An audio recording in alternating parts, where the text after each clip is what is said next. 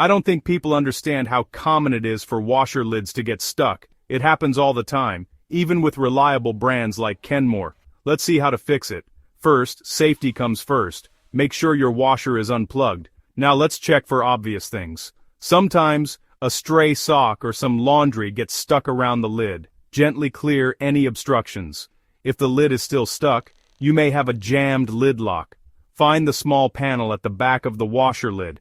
Use a screwdriver to remove the screws and open the panel. Look for the lid lock mechanism. It's usually a small plastic piece with wires attached. Carefully, move the lock back and forth with your fingers. If it feels stuck, you can try a little bit of gentle wiggle.